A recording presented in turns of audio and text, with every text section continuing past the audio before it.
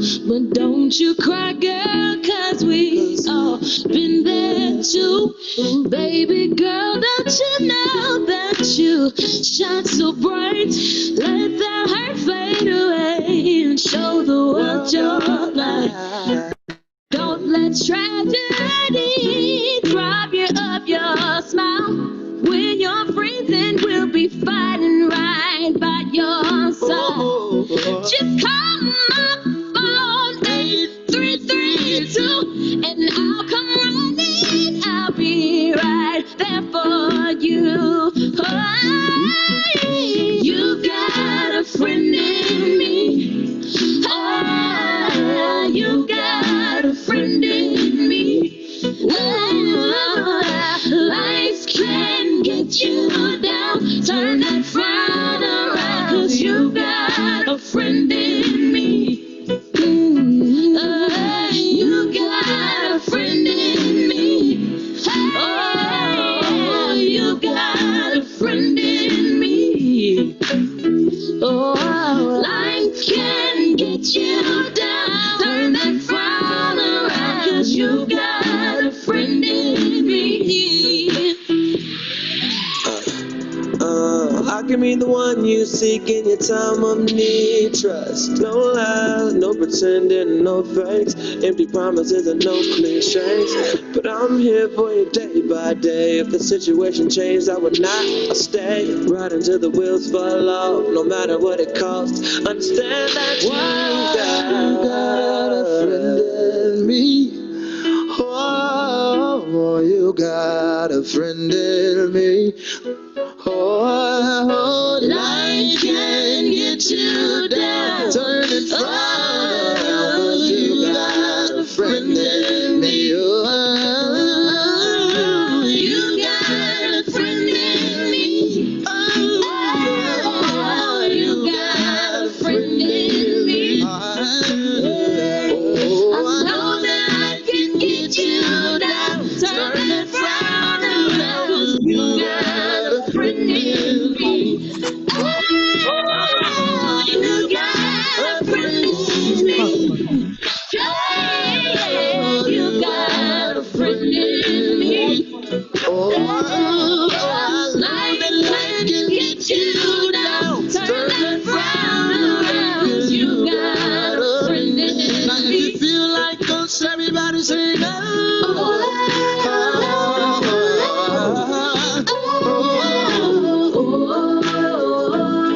You don't ever have to worry, I'll always be right there.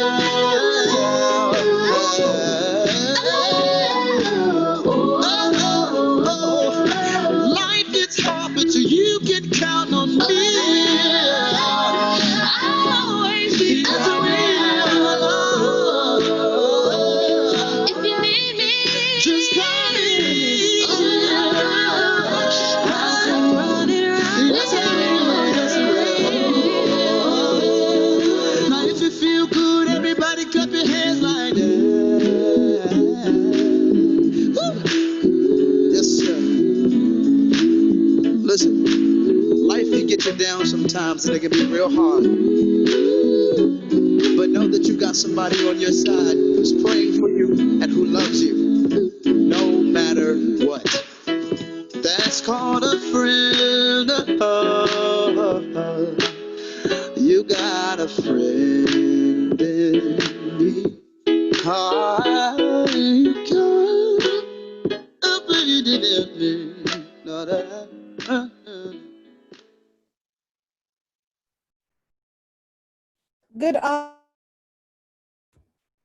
Good afternoon, everyone, and welcome to our afternoon panel discussion. And our theme this afternoon is hashtag we are not the enemy. Hashtag we are not the enemy. That is what we will be talking about.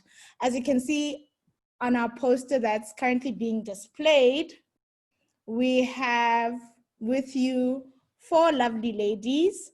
We have Tepi Siroka.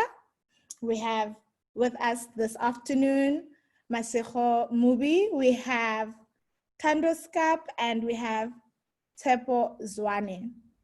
And at this point in time, I'm going to ask that our ladies introduce themselves.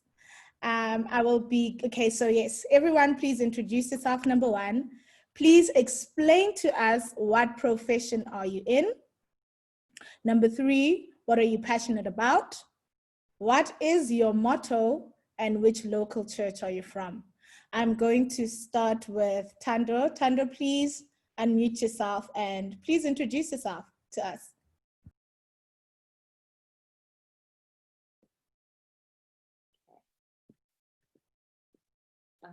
Okay, so hi everyone. My name is Tando Skap. I studied BSc in Civil Engineering at WITS. I am currently working for WBHO. So I'm currently working in construction. And what was the other question? What are you passionate about? Oh, okay. So what I'm passionate about is learning and teaching untold lessons.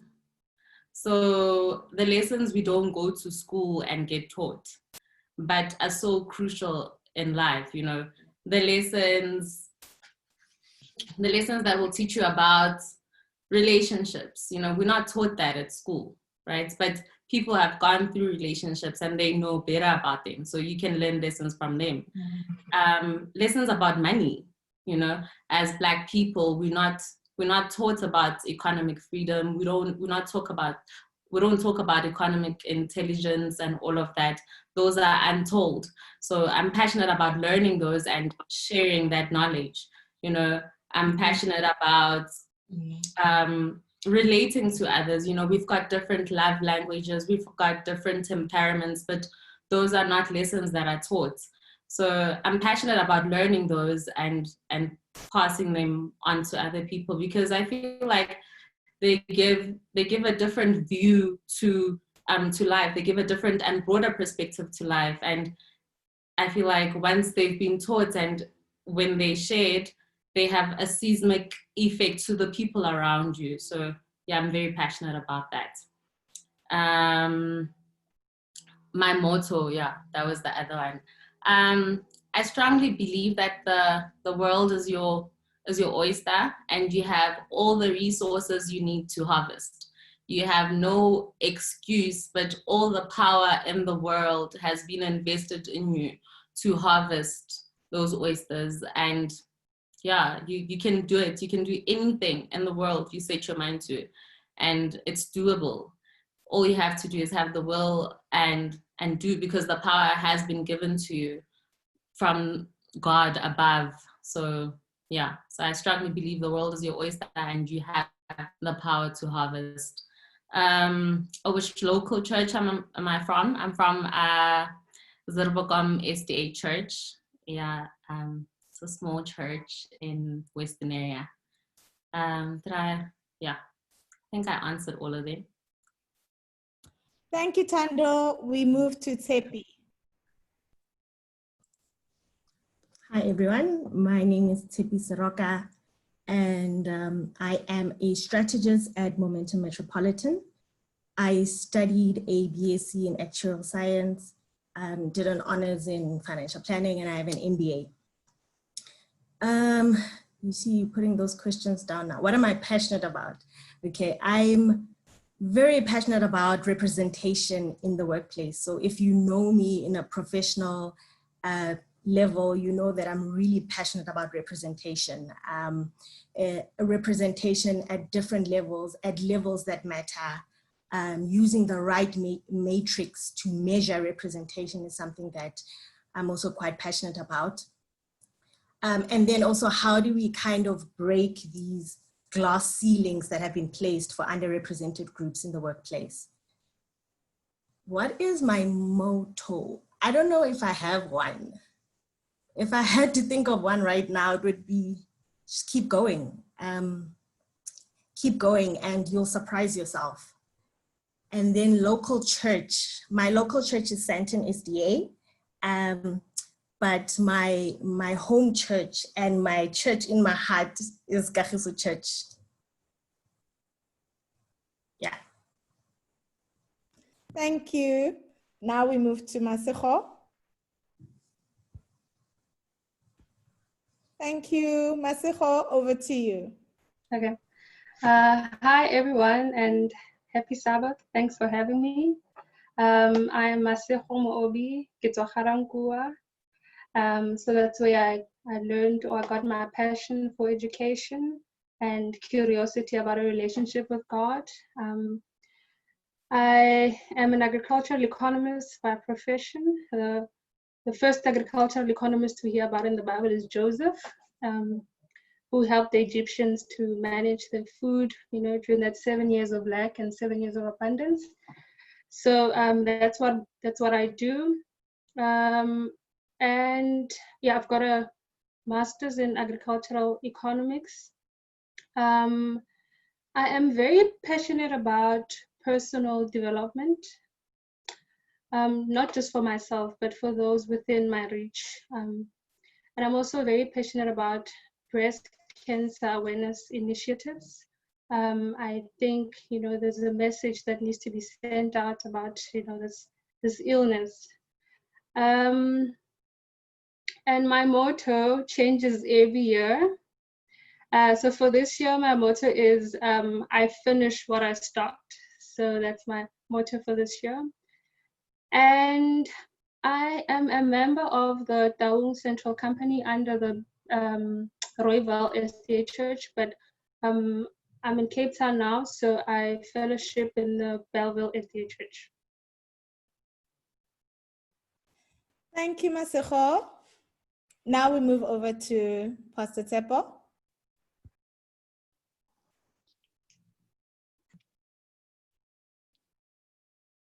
Oh, hi everyone. I'm Tsepo Swane.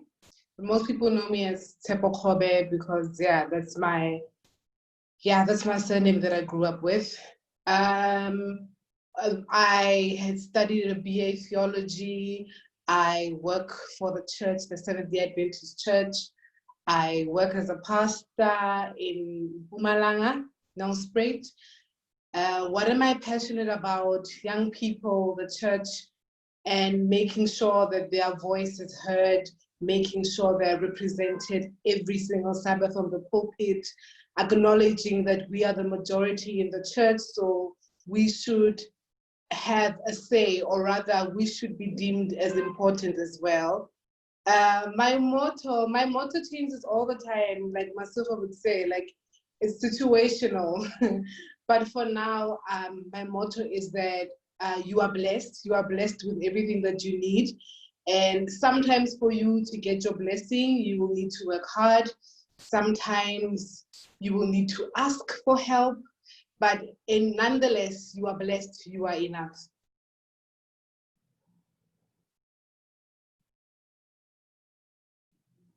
How home church shout out.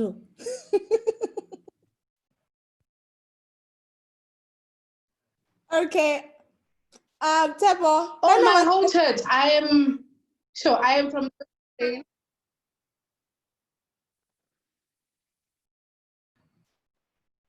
All right, thank you, Pastor Tsepo. All right, so we're moving right ahead. As we remember this morning, or the whole day, the theme is friendship, God's gift to bless our lives. And yet our theme or our topic for this afternoon is hashtag we are not the enemy. So I'm sure someone must be wondering, Kore, manje ingena pio, it's an akai hashtag we are not the enemy. And the next thing that a person might be asking themselves is, who is it addressing actually? So as I was busy looking at the reactions to the theme on Facebook, I noticed a couple of things. There were other people who were thinking that hashtag we are not the enemy is being addressed to men. And another one that I noticed, the trend as it was going, others were thinking that hashtag we are not the enemy is about gender-based violence. Well, the moment of truth has arrived. the theme is actually addressing women. So when we say hashtag, we are not the enemy, we are meaning that as ladies, we are not each other's enemies. We are talking about female interactions in the workplace, in society, and even in the church. We will draw from the well of our experiences to see how can we better mobilize to build each other instead of break down each other. Because divided we fall and united we stand as women in society. There's a quote I'd like us to ponder upon this afternoon, which says, "Once you carry your own water, will you learn the value of every drop." I'm going to repeat this. Once you carry your own water, will you learn the value of every drop? So I'd like to liken the water to our struggle in society as females. So if we took it upon ourselves and carried our load, or had this burden in our hearts that we need to improve the way women are viewed in society, if we were intentional about it, every little drop that stops us from reaching our goal, we would value every single drop that we are missing. So that's the quote I'd like us to ponder upon as we enter into our discussion. So let's start with question number 1. And I am going to address this question to Tshepi and Masigo. Tshepi will answer first and Masigo will follow. So the question goes, what has your experience been like while working with the women in your field? When you first entered formal employment, did the women you found there embrace you? Or did they make you feel that you have an ally? Or did they make you feel like you are on your own and intimidate you that it's impossible to get to where they are? So we'll start with Tshepi, and then from Tshepi, let's give it to Masigo. Great. Interesting question. I think for me, when I first started working, I had a really great experience. I worked for an exceptional Black woman, really strong, passionate, and I like to say that what she did was she gave me the context to dream. So you see a Black female who looks just like you, who sounds just like you, she's got a similar background to you, and she's just killing it in the workplace, right? And I thought, that was a beautiful experience for me. That was like the first 4 years of working. And then, but I found that as I moved on and I started working for different organizations, I found that that initial experience I had, it was actually unique. It was not something that I ended up finding elsewhere. So I would find other women, maybe don't look like me, don't have the same background as I do, or a lot of males, right? Which made it difficult for me to kind of connect, to learn from someone else, and then to grow in the workplace. What that has taught me, or what I think I've done with that, is I've been quite intentional about how I approach new professionals coming into the organizations that I work for. Go and look for them. And because I'm an introvert, I struggle to go put my hand up and say, please, can you mentor me? I wanted things to happen authentically. So now I kind of go and look for those people and make sure that they know that I'm here for them. Now, in the rare occasion that I found that women have this weird competition between each other, or this unhealthy competition, it has been very rare, but when I have seen it, it has been because, in my opinion, women have been scrambling for crumbs under the table when they should be sitting on the table and eating the entire loaf of bread, which is maybe a conversation for another day. But so we're maybe, fighting over the wrong things. But in general, I've had a really good experience. Yeah. So in my case, it's actually the opposite of Tshepi's. So when I started working, I found that there were few women in my space. But the few women that I interacted with, their voices were very strong. But there weren't so many. It's only maybe in my current position where I could say there's a lot more women, and the women that I work with are very supportive, and they're almost willing, you know, to give you support to grow. And like Tepi said, because when I started, it felt a bit lonely. I'm also very intentional about, you know, the young females who are coming in and helping them. You know, even just young females who are busy with their studies. You know, some of them are just finding it very difficult. And I'm very intentional about, you know, being someone that maybe in 10 years' time, they ask them the same question. They'll say that there was someone who was there for me.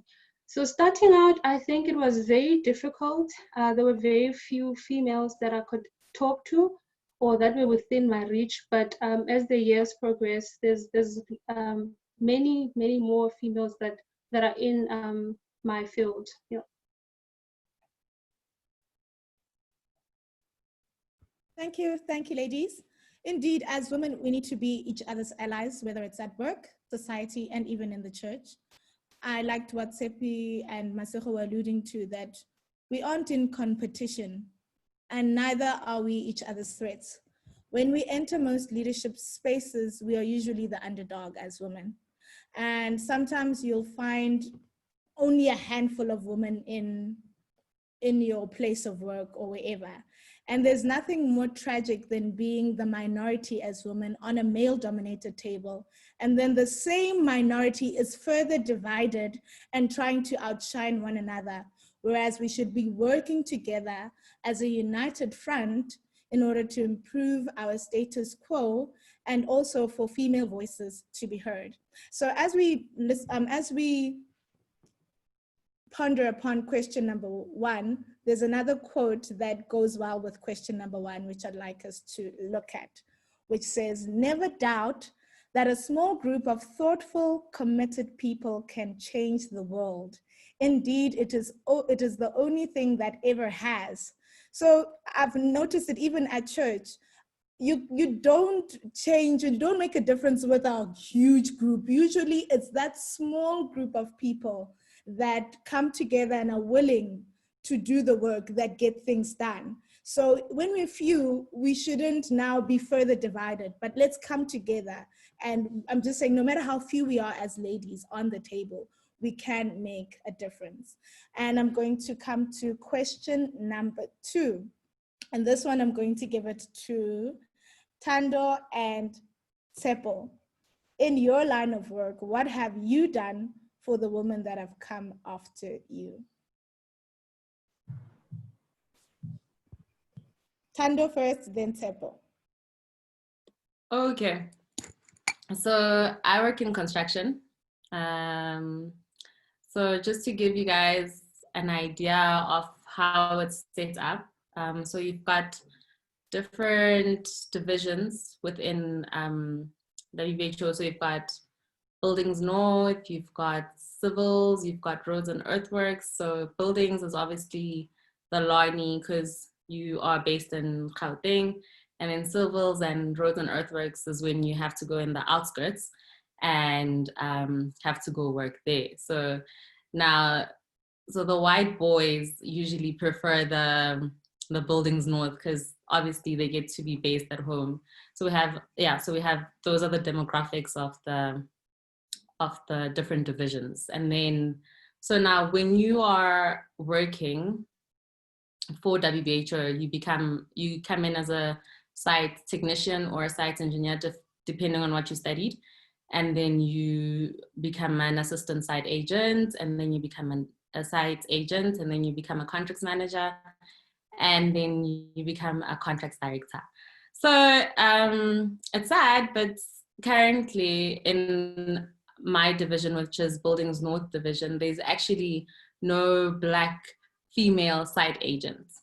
So if you heard the hierarchy that I've just elaborated on, so yeah, it's very sad. So what we try and do, because before you start working, you become a student and then you've got hours that you have to put in. what usually happens to you as a student is you come in and they make you do all the work that's not relating to what you actually studied or what you're actually coming to learn on site, because you're trying to do the practical thing of what you're studying at school. So you'll find yourself printing drawings and issuing them to subcontractors, which really has nothing to do on site. So what we try and do is, for the students that come in to our sites, is we make sure that they go and learn what is relating to what they're studying, you know, because as a student, you don't have a voice. And when you're young, you're not really taught to be outspoken and speak for yourself. And, you know, so you become that voice for them, because when you were a student, you would have loved someone to do that for you. So yeah, that's what we currently do, because it's so easy for them to just go count the bolts we have on site. And I mean, what's the number of bolts got to do with your degree in civil engineering? So yeah, so we try and make sure that it's structured, and yeah, so yeah, that's what we do for them. Sure.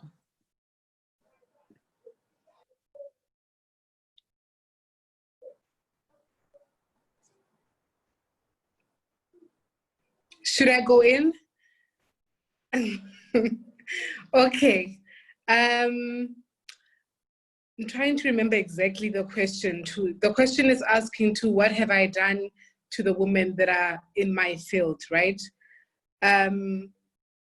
For me, to be honest, we don't have a lot of women. For instance, where I am located as a pastor, there's no other female pastor. The conference, the TOC conference, we only have 3 now. So obviously they would never put any of us in the same district. So there's no one for me to mentor. And I'm like the last one or the last born female pastor. So there's no other pastor for me to mentor. Everyone is like kind of above me, or for me, they are my mentors actually. So what I have done is make a cautious decision that if I'm going to be a pastor at a church, I'm going to actively involve young women and build up their confidence to say, hey, I'm a female too, and I deal with church ordinances, or I deal with church stuff, and you too can do the same. And I have also put a lot of emphasis on representation to say we are almost 70% of the church, yet we have, let me make an example, we have 52 Sabbaths in a year.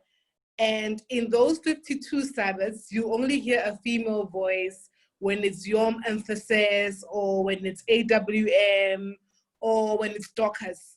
But I'm trying to enforce it in my churches to say, let us not only see a female behind the pulpit just because it's a female's day, but just to say that females can. We are not made to preach for other females. We can preach for everyone else, or rather cater for everyone else as well. So I've made it a thing in my churches to say, if you're not going to hear me, you can hear a male pastor or a male elder, but also actively involve females behind the pulpit. Thank you, ladies. Indeed, as fellow women, we need a succession plan, especially for when we are gone, or when you leave that division you're currently in. You need a succession plan. We need to ignite the fire to the next generation that follow us and give them the baton, and the baton being, let's change the narrative. We need to have a burden to leave a legacy in our field, or in our various fields as young women, especially to those who look up to you, and one day want to be where you are. So when you enter into that field, prepare the way for them to have a seat at that table that was once excluded to women for centuries. And when you see another version of yourself, prove to them that you are their ally and that you are a blessing in their life. And another thing that we should always do as mentors, potential mentors, or whatever, whichever way you want to put it, don't be overly critical, because the fact is we aren't the same as Fani. For example, Tsepo and I are both in the same industry, but we don't tackle tasks the same. So we need to embrace our differences. For example, Tsepo will enhance something that I've been ignoring or I've been neglecting all along because we come from different backgrounds. And also, let's not be jealous of each other, celebrate each other's strengths. When you have few women excelling in something, usually society has a way of comparing us or pitting like one woman against each other. So let's never fall into the trap, and let's not perpetuate this generalization that or when women work together, there's always going to be a cat fight, and it's not true. So let's look at our next quote. Our next quote says, "Don't ever compliment me by insulting other women. Don't ever compliment me by insulting other women. That's not a compliment. It's a competition none of us agree to." I'd like us to move to question number 3, and it reads thus. "I have observed that there are some women who close doors and opportunities for other women in the workplace and in the church because they pride themselves in being the first and only female in a certain role. Do you think there is any merit or joy in this thinking? Please elaborate your answer, Masego."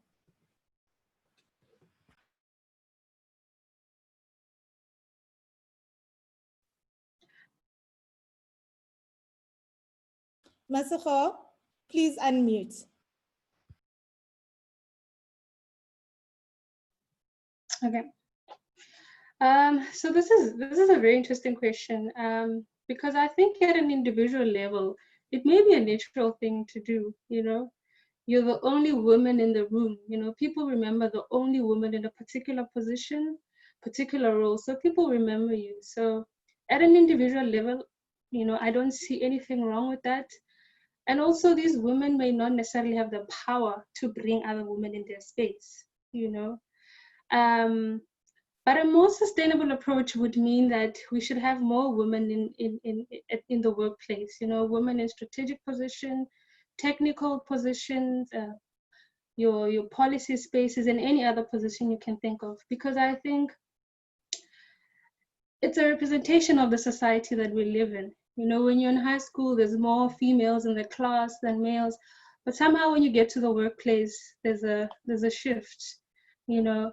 And diversity in the workplace is very important because women bring a particular skill. You know, women are nurturing, and therefore, if they're in a work environment, they're more likely to care about customers. And women pay attention to finer details. We can multitask, and we're not saying men can't do these things. I'm just flagging out, you know, strong character traits of women. And so I just think it's important to have more women in the workplace or in a particular role in church. And also it's a confidence moment. You know, you walk into an office, you walk into a conference, and there are women who look like you. It's a confidence moment.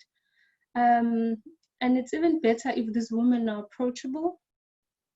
And you know, you can approach them and ask them really important questions.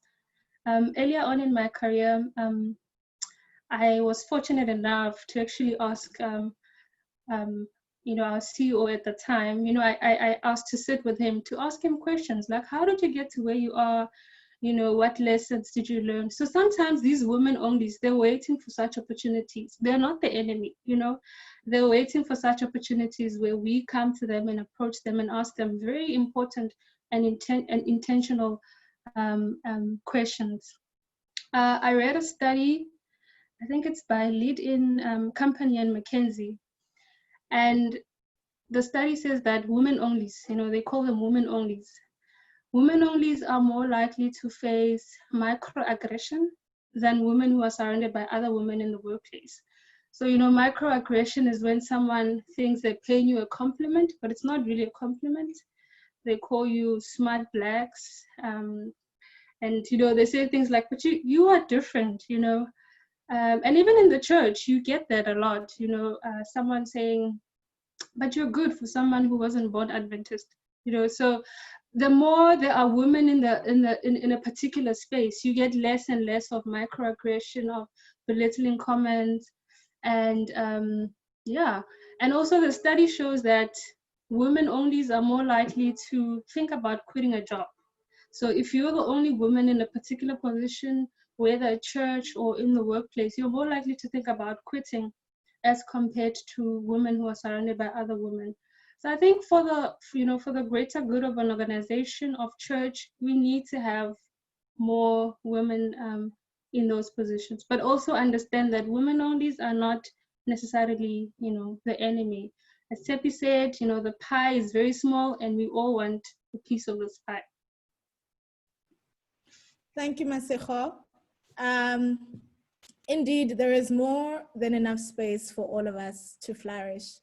We find no joy also in saying that we are the only one in a certain field.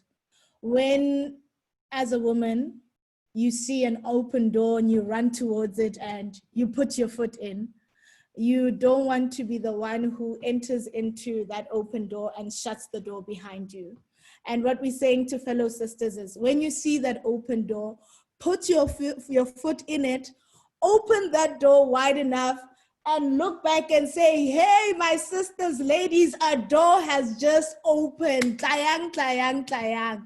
Let us occupy, And I love the fact that you're saying that the more ladies we have in an organization and etc., all those pros that come with it, it becomes warm, like man mosadi o khona go dira the things. I'm going to put it that way.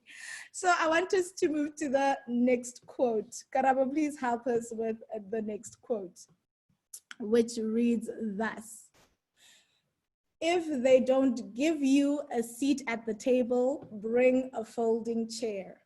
If they don't give you a seat at the table, bring a folding chair. Now we move to question number 4. Okay, so question number 4 reads thus: on occasions where you have a young woman in an influential position, like the one you find yourself in, what is your response when that person does something contrary to your beliefs or even makes a serious blunder? I'm going to give this to Tepi.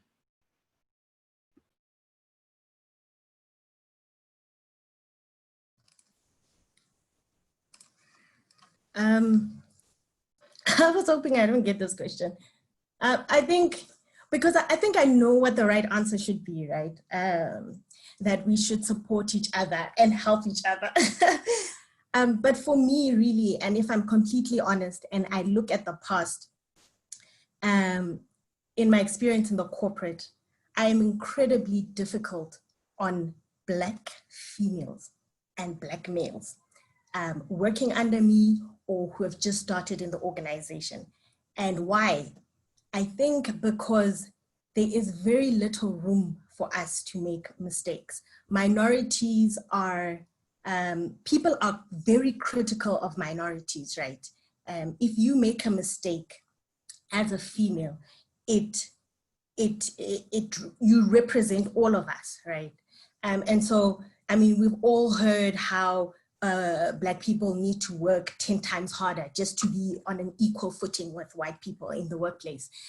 And I think under that kind of, that mentality that I have, I am very difficult on Blacks and on females even more, that you have to work harder. You have to be, make sure that you have answers to questions that weren't addressed to you.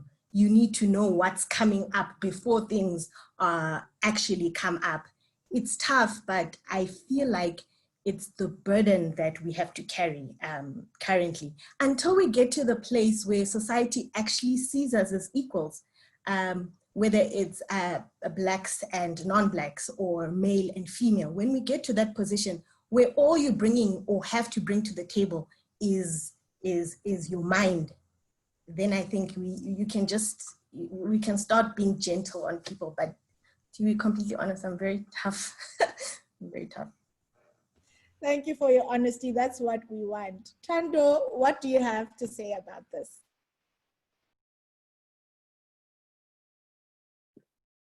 Sure. I'm also inclined to Tepi's notion, because I feel like we all get painted with the same brush. And if we blunder, it's, you see, this is why we don't have a Black female side agent in the company. So, and you actually cringe and you're like, my gosh, now this is for all of us. So now all of us all of us are gonna go down for your blunder. And another thing is, I think I could actually also work on, when you do see the blunder, address it, you know, because it's from correcting each other that we grow, you know. So not just turn a blind eye and you're like, team, you know, but actually go back, correct, because that ensures that that person does grow. Yeah. Thank you, Tsepi and Tando. All right, so I'm also gonna add my view. And I know it's the one that y'all don't like. But that's why it's a panel discussion, I guess. So my view and opinion is that we can't afford to be part of the booing crowd, ne? A woman can't afford to be uprooting foundations that other women are trying to build to make a legacy for all of us. When a woman is overly criticized by other women, men who are anti-female leadership use our voices as a point to justify their discriminative notions. So in public, I will fight tooth and nail for a sister. And then we will talk on the side about my reservations. But in public, I will fight. I will never until, you know, I will never mock another woman in public. So yeah, as we should have each other's back. Yes, I do believe that we should have each other's back. Be careful. So yeah, that's also my opinion. Let's get to the quote, thanks Karabo, which reads, women belong in all places where decisions are being made. It shouldn't be that women are the exception. Let's move to the next question. Question number 5. I just want to check something. Okay, so question number 5 reads thus. In the year 1984, the GC Annual Council discussed the issue of women as local elders, ne? And then in 1989, the Annual Council made a resolution to elect women elders.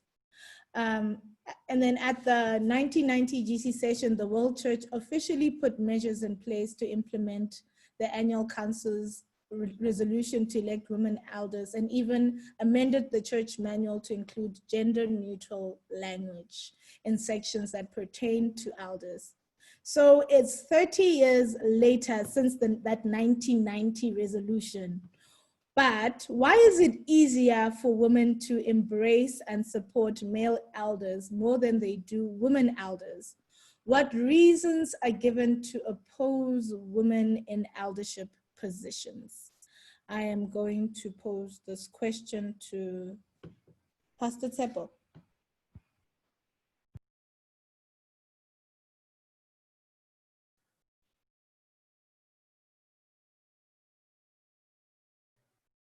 All right. What are the reasons? And it's funny that it's been 30 years already to me to say that, hey, this has been voted for 30 years ago, and we are still in the struggle to get it right.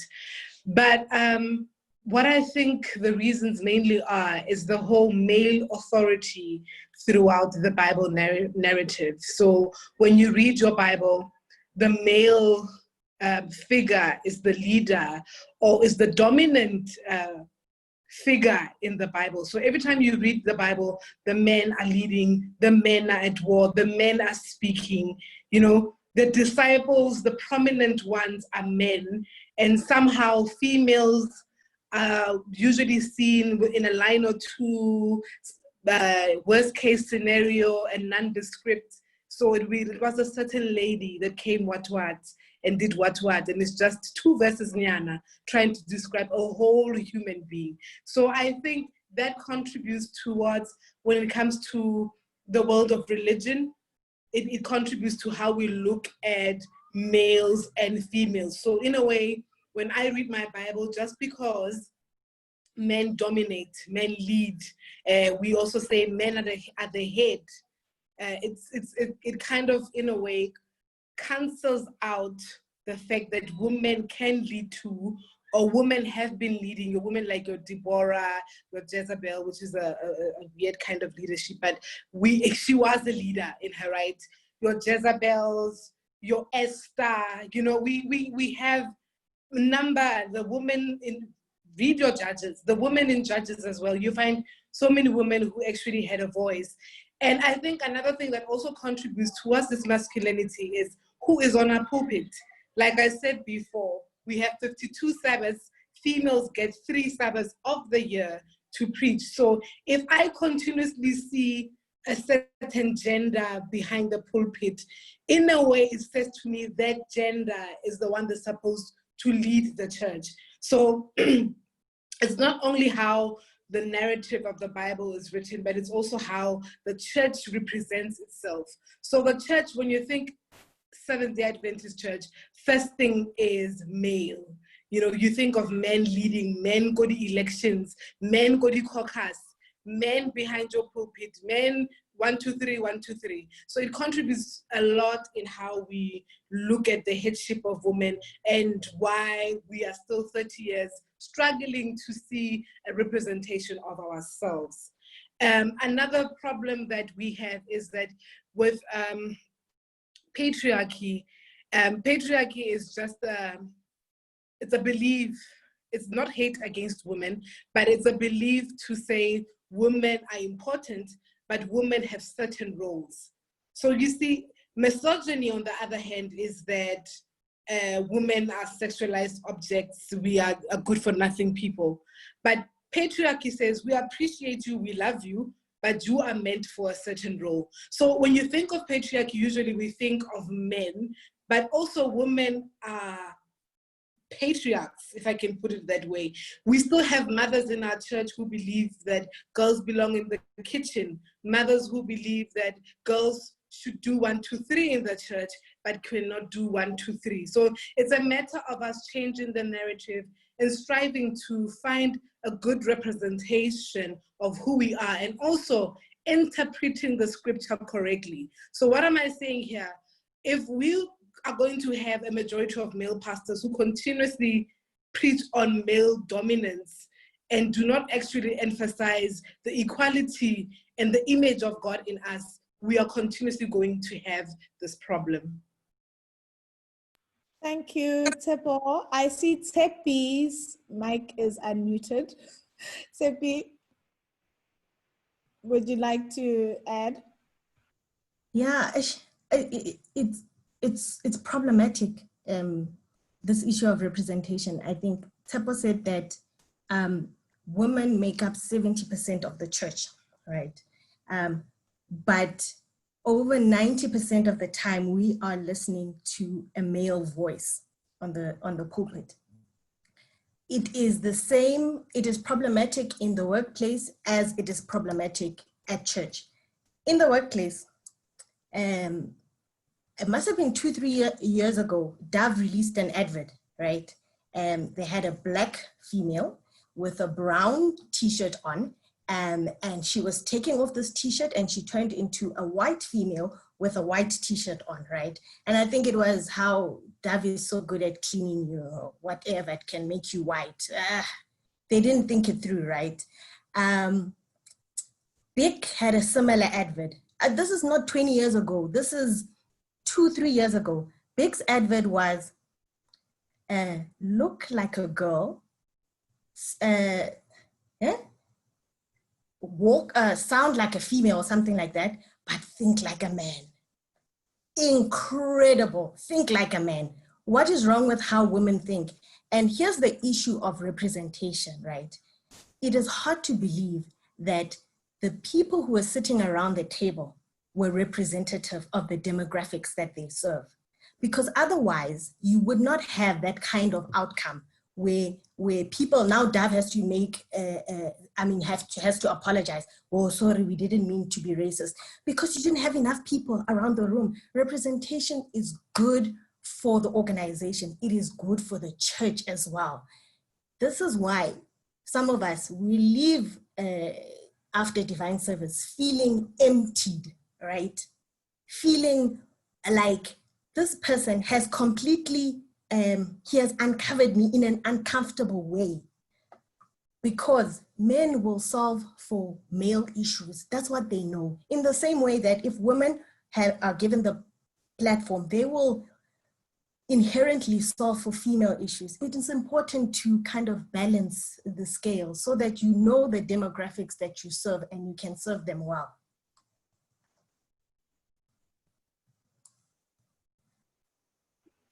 Thank you, Tsepi. Thank you, Tsepo.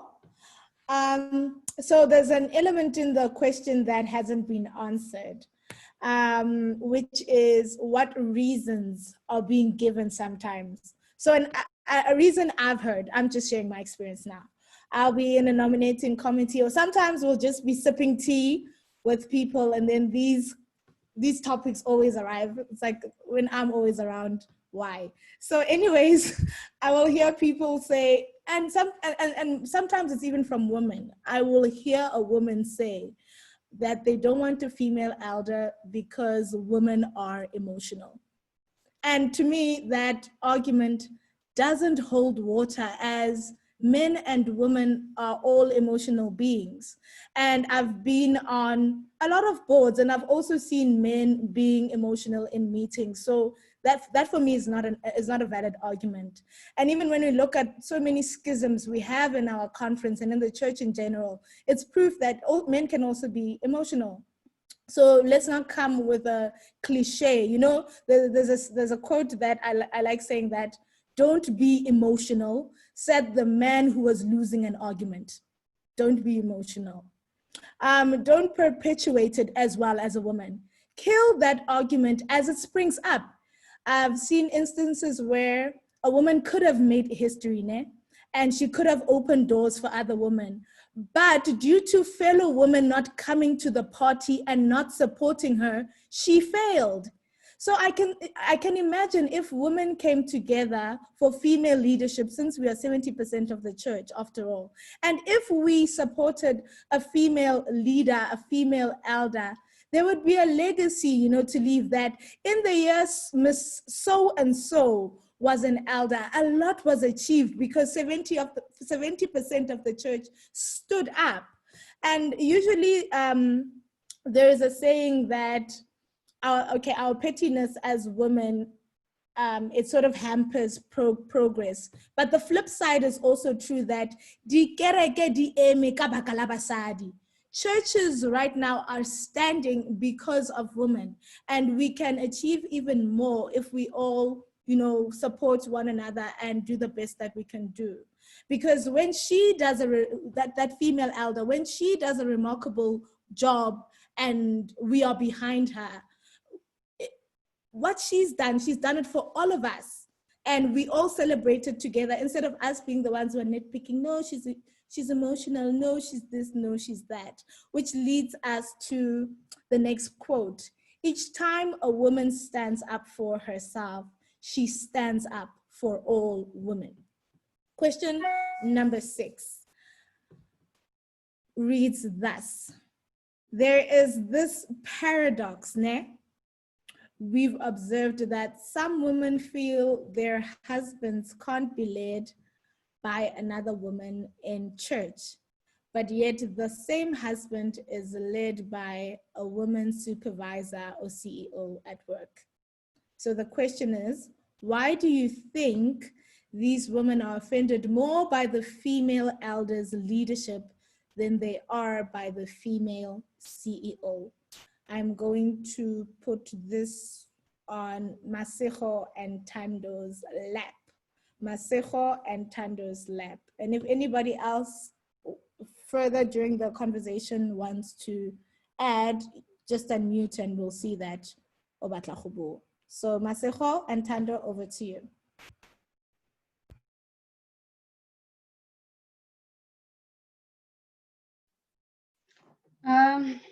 I was hoping Tando would go for it first. But I think it has to do with leadership in the home. I think it has to do with leadership in the home before it gets to the church. And you know, and somehow when we're at work, we can apply logic and we can accept leadership from women. But when we get to the church, you know, it's not applicable. You know, it's like we don't use our mind, or we don't apply our mind when we get to the church. And so I think mainly, you know, just tying it with what Tepo said about, you know, how you know, so many Sabbaths you see a male and you hear a perspective of men, and when you get to the church, that's why it's so difficult to have women, you know, who can be leaders, and men having to be under that leadership. So I think yeah, I think Tando can tackle this one. Yeah. Sure. It's very ironic, eh? Like, it's okay at work. She can lead him at work, but no, not my husband. So ironic. I think the system in place, right? I think it's a similar system in the corporate space, in church as well. The system in place is designed to suppress women growth. It's just designed to do that. It's designed to suppress women growth, empower men, and that's just the system. That's the system that was in place years ago, maybe taking even from the apartheid times, even though that was racial, but that's the system that is currently in place right now in church and in the workspace, and the demographics speak for themselves. So now from that system, I think as individuals, we are colonized to think as per the system, as per the ethos that drives the system, as per the philosophy behind the system. So now we are colonized individuals, and so now the system tells you that as a woman, you're really not much. You really can't make that much of a difference. Your voice is not that loud. They won't really hear you. You're not as influential, you know? So the system has done that to us. And so now internally, as women, I think, because I feel like what you see externally is a manifestation of what is going on inside. So now, because they refuse for other women to lead, it's because internally they also don't see themselves as leaders. And that's not purely, you know, they can't really account for that, but because of the system that's in place that's colonized them to think that they are not great, they can't lead, you know. So I think that's why it's easier for them to say no, another man. And I think another funny thing that happens is when we get to church, we like Masako said, we refuse to apply our minds. I feel like it's deliberate, and we just don't want to apply our minds. We get to church and no, we're not going to think. We're not, the gray matter that God has blessed us with, we're not going to use that, not in church, you know? So yeah, I think that's the reason. That's the reason why it's easier for them to allow women to lead their men in the workplace, but just not in church. So yeah. Seppi, is there anything you'd like to add? Yeah, I think in the workplace, you don't have a choice, right? If your husband is looking for a job and he's going to report to a female, he's not going to say, no, I'm not going to go and apply for the job because I have to report to a female. I mean, there isn't that option really, right? And in the church, we kind of feel like we have the option to say, no, I will not allow my husband to be led by a female. And I think Tando hit the nail on the head when she said it's systematic, this thing. In Steve Biko's biography, I Write What I Like, Tutu says in the preface that what apartheid did, right, was, I mean, the worst part about it was not the actual atrocities that it brought to the people, but it is what it did to the mind. And this is what Thando is saying, right? And he says that it made us believe, and this is why the like Imbimbi could work, because it made us believe that we were scum. And so when we saw other Black people, we saw the scum that we believed ourselves to be, right? And I think it works exactly the same way. The gender issue between males and females, your whole life, you've come second to a man. Males and females, boy child and girl children are not raised in the same way. You are taught to wait. You don't ask a guy out, he comes to you. Do you understand? All these things kind of play out as you get older. And now you have to undo this thing. Now, I'm smart, I have leadership capabilities. And so when you see another woman leading, I think that women who have a problem with it have a problem with themselves. They have a problem with themselves. They don't believe that they are strong. They don't believe that they have leadership abilities. And so when they see someone who looks like them, they reflect what they believe of themselves. And so I think there's a lot of work we need to do to kind of undo what we've been told growing up, right? That women are capable. And if I'm capable, then someone who looks like me is perfectly capable too. Beautiful, ladies. Thank you, Tsepi. Thank you, Masego. Thank you, Thando. All right, so our national treasure and icon, Miss World 2019, Zozibini Tunzi once said, I think the most important thing we should be teaching young girls today is leadership. It's something that has been lacking in young girls and women for a very long time. Not because we don't want to, but because of what society has labeled women to be. I think we are the most powerful beings in the world and that we should be given every opportunity. We should be teaching young girls to take up space. So let's get to our next quote, which reads thus. When you admire something about another woman, tell her. Get into the habit of lifting each other up. Okay, next question. We're almost getting to the end. It's breaking my heart. So the question reads thus. There are messages I've heard preached from the pulpit with misinterpretations of verses that deem women in a negative light and as second-class citizens to the point where one cringes in shame. How have these misinterpretations impacted your self-esteem and the way you view your worth as a woman in society as well as in the church? Tsepo, and let me give this to Tsepo and Tsepi. Yeah.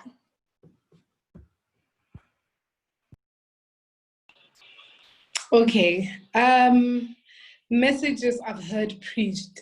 I will never forget this message. I heard it, I was probably somewhere in high school, right? So a preacher came, you know those preachers, usually there was a time, it was a thing where preachers would preach and the whole sermon will be about body shaming.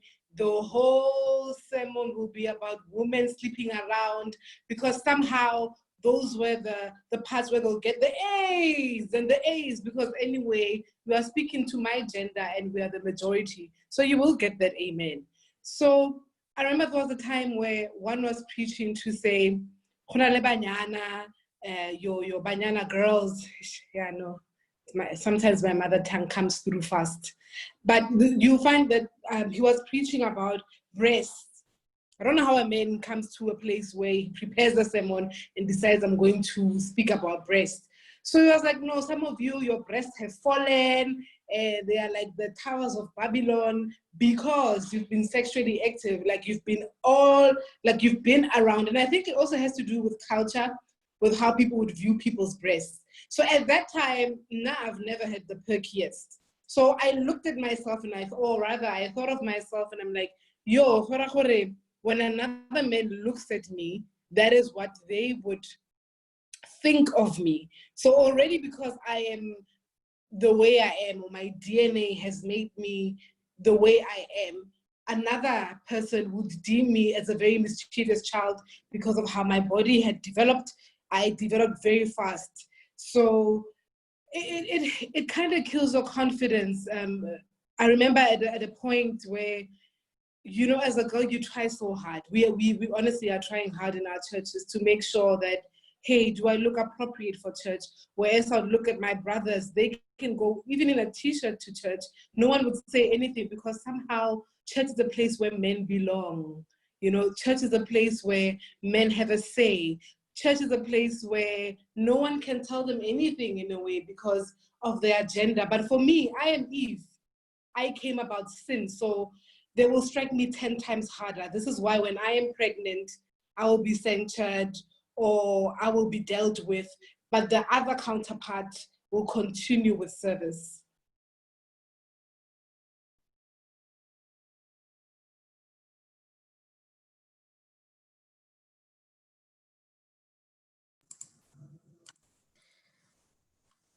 It's a very, very difficult question for me. I think in a recent sermon, just now during the lockdown, there was a sermon around patriarchy in the church.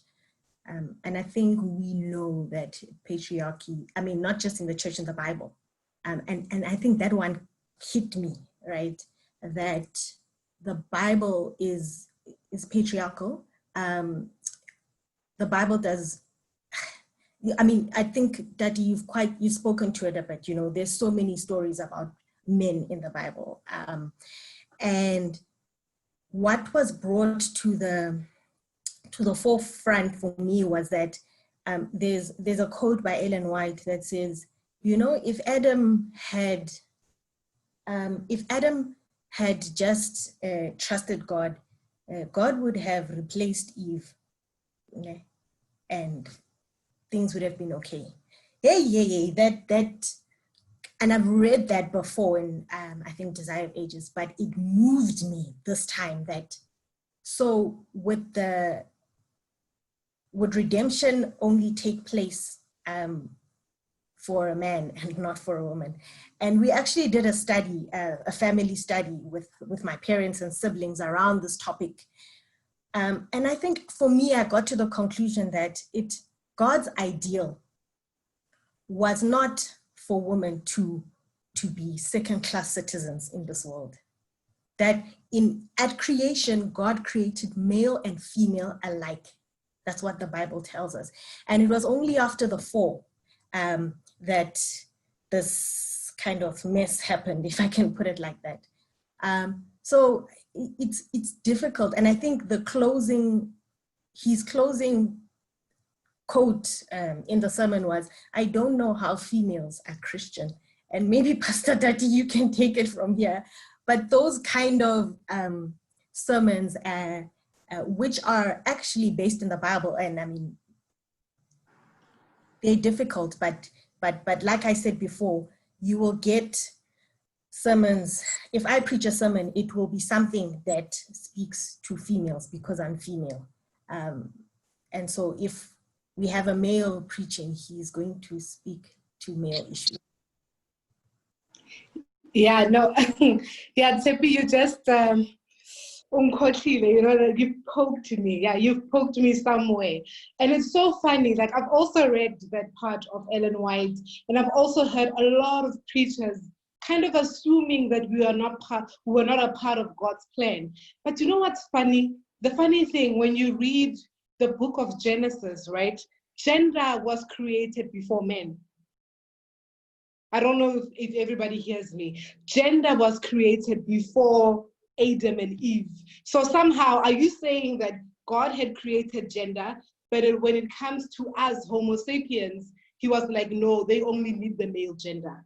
So it's a matter of how we interpret the scripture. So if men are continuously not going to do their work in terms of homiletics and your exegesis, this is what we are going to get on our pulpits, suggesting that we were not thought of, but yet there were always male and female, your lions, your goats, your cows, gender has already been there before us. So that already gives you an assurance as a young woman to say, I was thought of before I was even created. So yeah, just to answer that.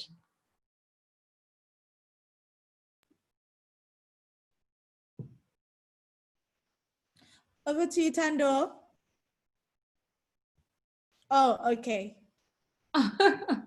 No, I thought you were raising your hand. But I wanted Okay. to say, like, so when I heard the sermon on 2 Timothy 2 verse 11, where it says, women must keep quiet, women must sit down in the church, they mustn't say anything, you know, and that it's because of you that sin came in, you know, like Paul goes on to write that in 2 Timothy. And I feel like it's had like a subconscious apologetic feel to my approach, you know, like when you speak, you subconsciously think that, oh, maybe, well, I don't think I'm supposed to be speaking, you know. And Louis says in his book, Nice Girls Don't Get the Corner Office, that we need to get rid of that, the nice girl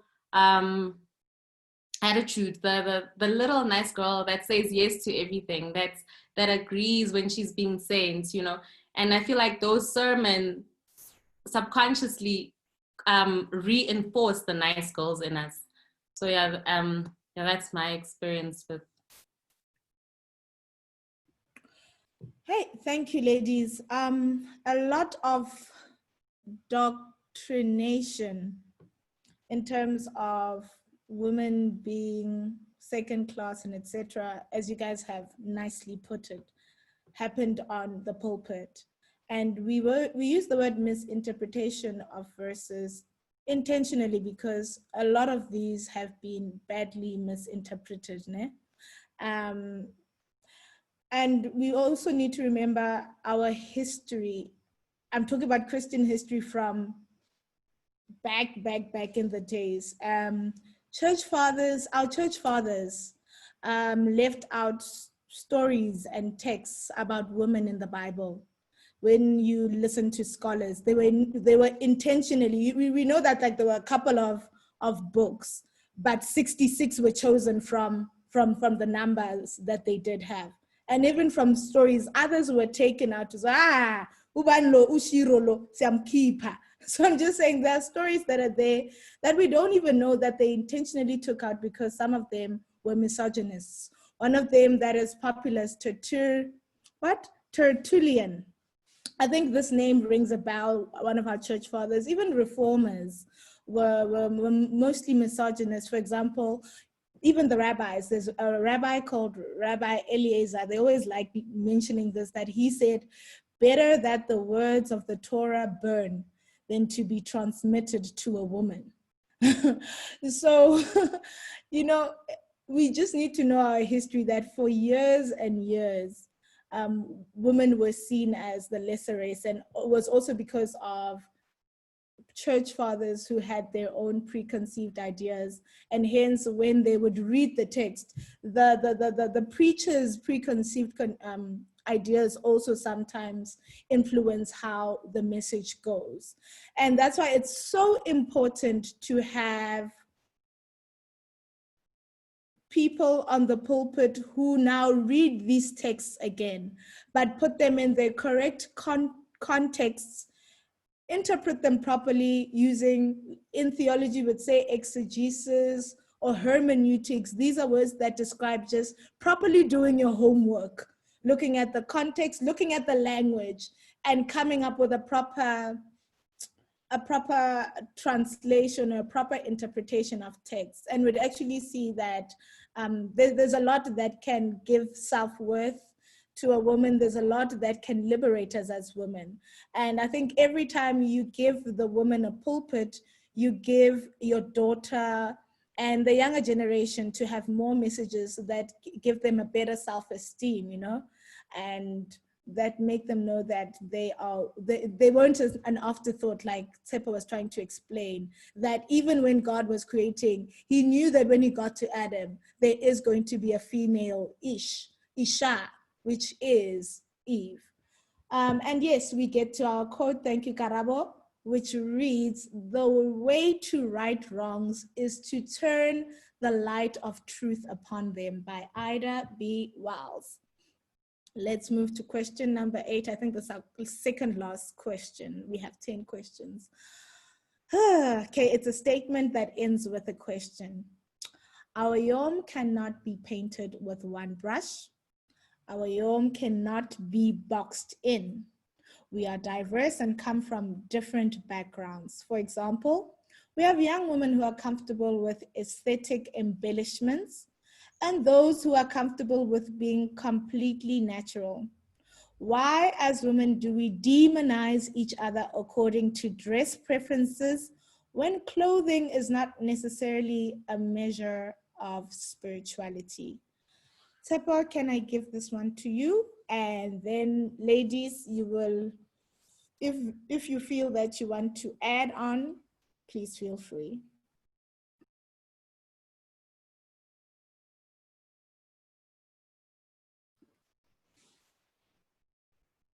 Okay. Tando, let's start with you before we go to Tepo. I saw that face you gave me. Yes, you. Hey, Sure. I think it also comes, I actually want to read a post here that you shared with me, Tati, from Randy Skeet. So I think most of us know him, right? He's a very profound, well-known, renowned evangelist. So he says, pornographic dressing endangers men's salvation. Now, I'm trying to, pornography, Now, he says that pornographic dressing, but would a woman intentionally dress, in my imagination, I mean, when people are doing the pornographic acts, maybe hardly anything on. So he's taking that now and he's saying females are dressing pornographically and that endangers man's salvation.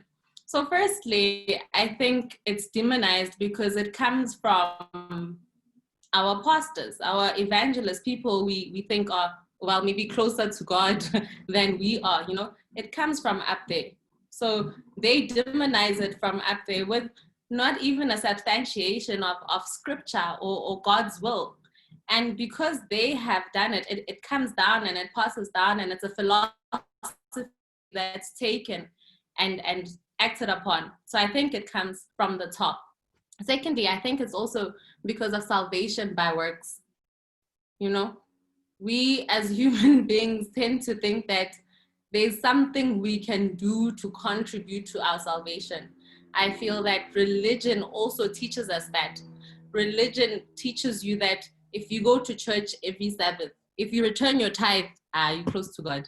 God is very happy with you. It eliminates the need for a relationship with God, which is what he truly wants. He wants to be bone of your bones and flesh of your flesh.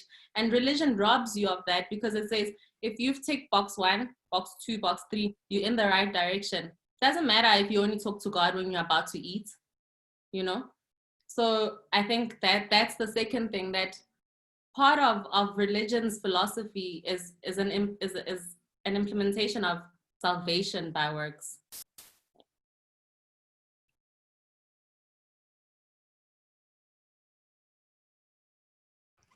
Tepo. Oh, all right. I wanted to firstly look at our church, the Seventh-day Adventist Church, and our policy when it comes to dress code. So when I read the policy, what I got from it is that people should dress appropriately for the culture, the season of the year, and the activities which one was going to be get involved in at the time. So basically the church is saying dress for your culture, dress for the activities, dress for the season. But the church is also saying, in addition, one's dress should be modest, well-made or tailored, attractive for the person wearing it, and not extravagant in cost. So here it's saying you should be modest, look attractive, and it must be well-made. But now the issue with it is that modesty is a concept of itself. Modesty is something that needs to be properly explained. Hore, kana modesty ki mang to who? Why am I saying ki mang to who? Modesty to someone in Ghana might not be modesty to someone in South Africa. A Scottish man, modesty is his skirt, but to someone else, a man in a skirt is not modest. But the church is also kind of trying to back it up by saying, hey, according to your culture.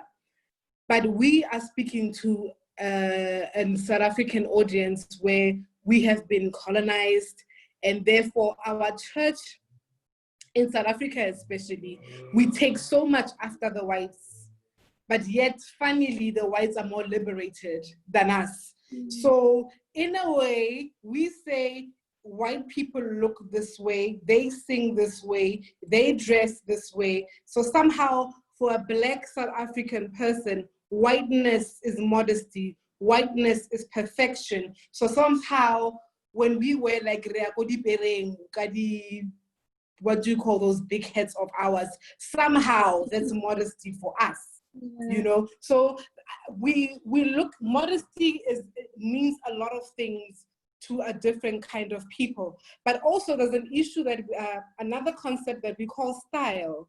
You know, there are different kinds of style people can dress, and according to fashion experts, style can even have a meaning to what you're wearing. So obviously we know there'll be clothes like your lingerie and whatever, they'll be saying, okay, this is formal wear, this is casual wear.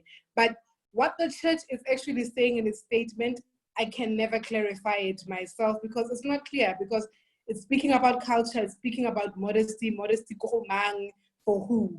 And also I've learned that even Ellen White, I was reading the dress reform, the whole document on the dress reform in Ellen White, where she was literally complaining. During her time, they used to wear those, you know, those white clothing, like the long dresses.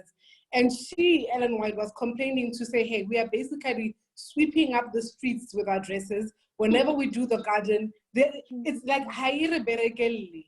So basically, when we say modesty, it's something that it should be something that works.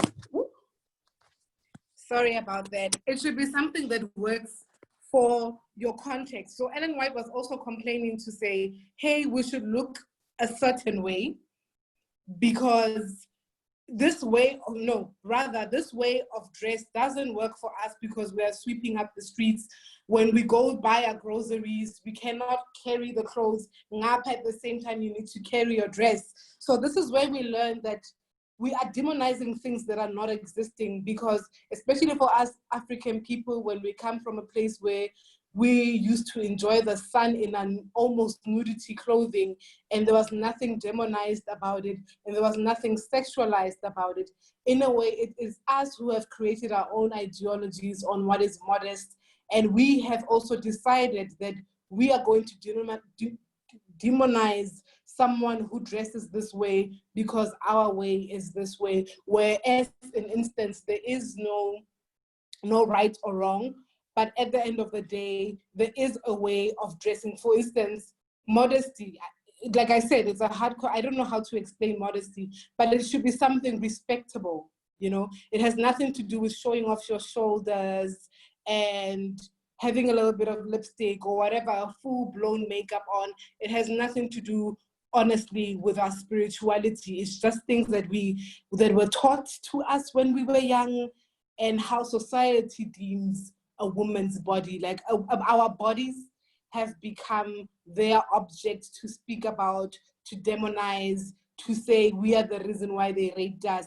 Our bodies have become a property to the other, and not only to the men, but also to women, to say, if you're dressed a certain way, you're a better woman. I remember also, like, when I got married, some people said to me, you should stop wearing pants because you're now a married woman, so you don't want to disrespect your husband, whatever the case may be. But you could tell that it's all in the mind, and it has nothing to do, honestly, with our spirituality as the female gender. Yeah, I'd like to add to what you're saying. I think maybe we need to really think about salvation and what it means to each and every one of us, because we are elevating a non-salvation issue here, you know, and we sort of don't care about people. I'd rather tell you about your outfit than actually ask you, how are you doing, you know? And that's the problem. I think, you know, the main problem here is we need to really think about salvation and not elevate anything, you know. Like Tando said, it's not salvation by works, and there's nothing that we can do to earn salvation. So for me, it's more of a salvation issue than apparel, and it's more about caring for people, you know, than what they're wearing. Thank you, ladies. Ooh, Masoko, that last line, it's more about caring for people than caring for what they're wearing. Okay, I used to make this analogy about the male child.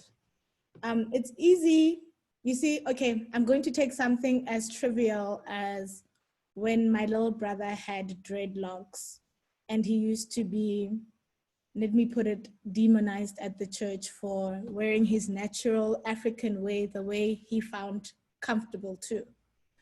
And yeah, he was in his teens. And as much as the deacon at the door would push him to the side and say, don't come to church with that hair next time or what, he'd still come, it's my hairstyle, it's my hair, I'm coming. And I'm just saying it's easy for a male child to bounce back, because when he opens the Bible, it says, son of Jacob, you know, son of Abraham, you are the head, ing. So this is my father's house. Like, I'm coming noma kanjani.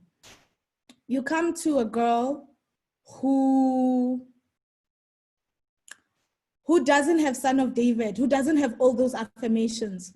And when they sit on the pulpit, what they are hearing is your boobs have fallen, you are this, you are that.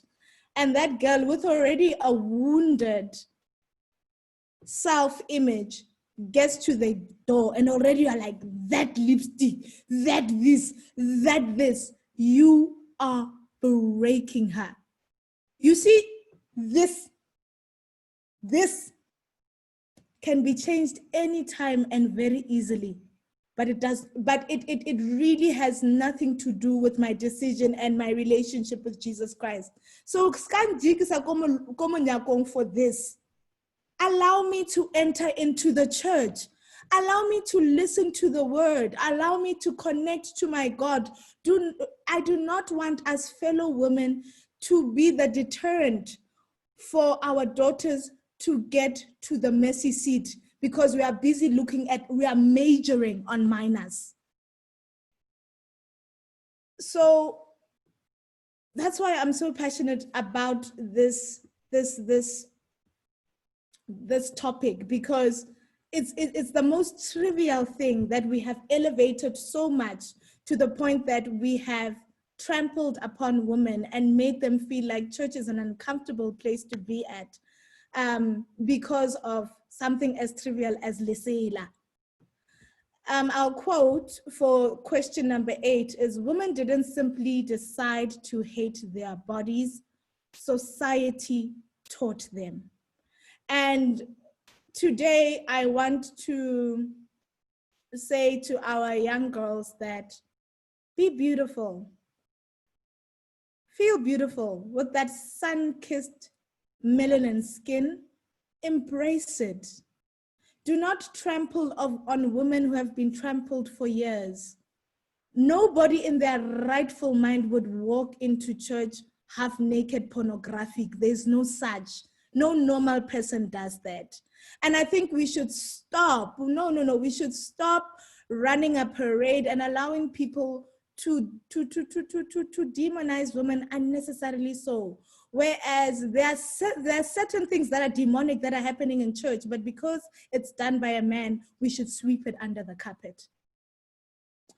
I'm going to ask us to move to question number 9. I remember Tepi was like, I need to bring success stories. So Tepi, this is the part where you're asking me to bring success stories so that it doesn't feel like I'm just bashing. All right, so question number 9, and I'm going to start with you. Okay, share a story or experience you've had where you saw women come together as a united front in order to make a change or make history. Why that particular story, and why does it inspire you? And what does it inspire you to do in your lifetime? Can I read it again? Maybe share a story or experience you've had where you saw women come together as a united front in order to make a change or history. Why that particular story? Why does it inspire you to, what does it inspire you to do in your lifetime? All right, Tsepi.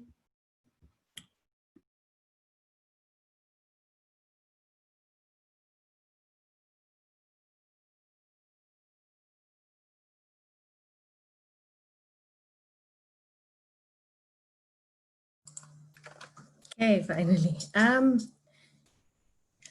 Maybe the story that I can think of is an old one, but a very powerful one.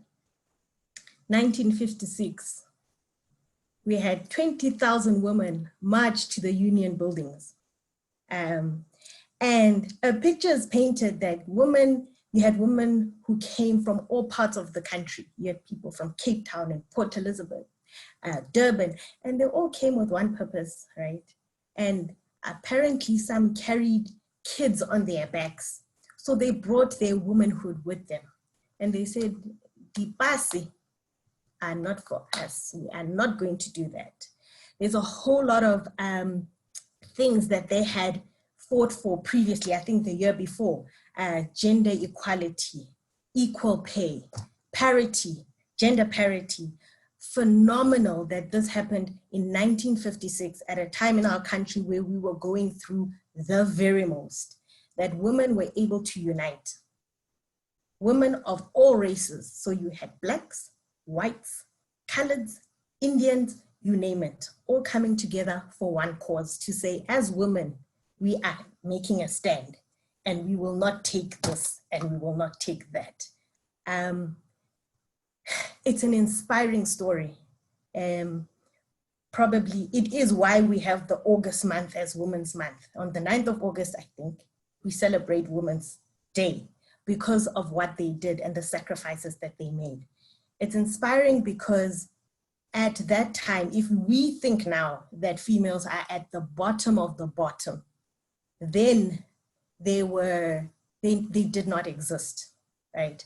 And if people who felt like they did not exist could stand up and come together and make a change, even though they would not experience it in their lifetimes, they said, we're gonna go and we'll do it, is incredibly inspiring for me. And so I think it just allows me to be, right?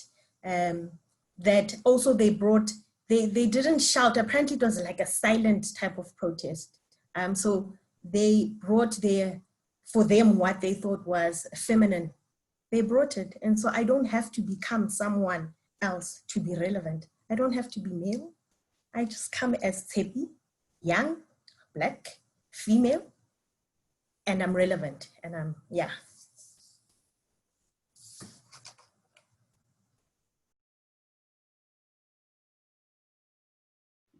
All right, is there anyone else who has a story? Well, I've been checking I don't find any indication as yet from the ladies.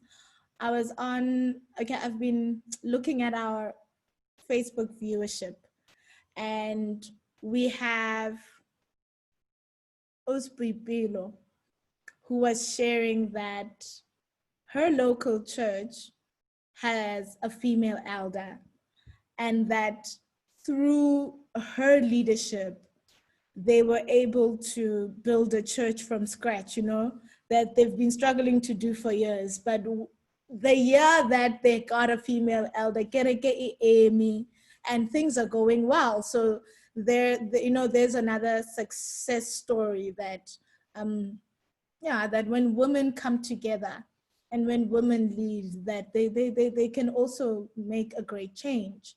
Is there anyone else who has a story, or should we move to our very last question? And before we get to our last question, Pastor Tepo, I don't know if this question is from what you said, but on our Zoom group, we have a question. What does the Bible say about modesty? What is the principle from the Bible and the spirit of prophecy? And I think you hinted what the spirit of prophecy says. So I think maybe it might not have been heard correctly. So I'd like you to reiterate it and maybe even add what the Bible says about modesty. Okay. All right. I think I did say about the church policy, what it says about modesty. But one of the verses that come through at the top of my head, what modesty means according to the Bible, you find it in 2 Timothy chapter 2, verse 9, and 1 Peter chapter 3, verse 3 to 4, right? So basically these verses are saying the same thing, but there is a linguistical problem in the two. So the other one is saying women should not wear gold jewelry or expensive clothing, but should rather be focusing on what's on the inside. But the other one, Peter, on the other hand, says women should or women can look beautiful and adorn themselves, but focus on what's on the inside. So when I looked at it, I really went hard in it, and I was like, okay, let me go visit my Greek. And I said, okay, I really want to understand, because these people are contradicting each other. The other one is saying, leave your beauty alone. Do not look basically look plain. And the other one is saying, you actually can look all good, but, focus on the inside. So at the end of the day, the Bible is basically saying, when you adorn yourself, or when you are out there trying to look all smart or slay, basically, you need to also slay inside, I don't know how to put it. I'm trying to talk to the YAWM here to say, sometimes we might be focusing too much on how I look. Am I representable? Am I slaying enough, and not focusing on the things that matter? And it's so sad that it has become a point also in the feminist movement as well, where the women, the slay queen, we don't consider them much because they're not really putting much into their brains. But what the Bible is saying is that you can be a slay queen, but when you talk, can another woman actually turn their heads and be like, yeah, did you hear that? So what's very important is Lana, work hard, equip yourself, study more, know your story. And at the end of the day, the Bible doesn't have specifics to say a dress should be long, a dress should be whatever. And if there is any specifics in dress code, you should always remember culture that played a huge role in the Bible. Because remember, when the people that wrote the Bible were people like you and I. So if I'm going to write from Wanyana Kopitori, obviously I would be writing from a context of Kopitori, I'll be writing Kasipitori, and a gold tooth, and what would not be a problem to me, because every third girl has a gold tooth, So the writers of the Bible also had the same thing. I'm writing from my context. In my culture, we cover our head. In my culture, we do so. So if I'm going to say something that will hint on clothing, it will be according to culture. Like what the church is also saying, dress accordingly to your culture and what is appropriate for where you come from, and seasonally too. So if it's summer, be appropriate for summer. Like there are churches like the ZCC, someone will be wearing a jersey throughout every season, and that wouldn't make sense, right? So yeah, I hope I answered. And thank you, Pastor Tepo. I see Tando's hand is also up. I will give you. And Tando, when you do speak, there's a question in the Facebook group asking you for the book that you quoted that speaks about the nice girl tendencies. So please mention who's the author. Adding on, the Bible also doesn't stress a lot about dress code because it's a non-issue.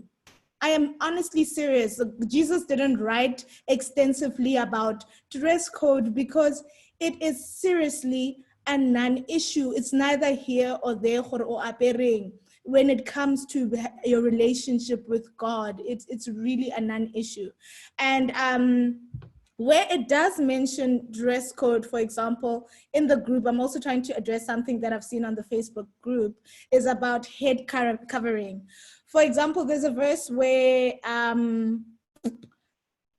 because of what modesty was in back in those days, so they'd say that, okay, this verse, I can use it both ways. That's how beautiful it is, where it says, when a woman comes to prophesy or to pray before the church, that they must cover their head, because a woman back in those days, if a woman anasarwala, it used to be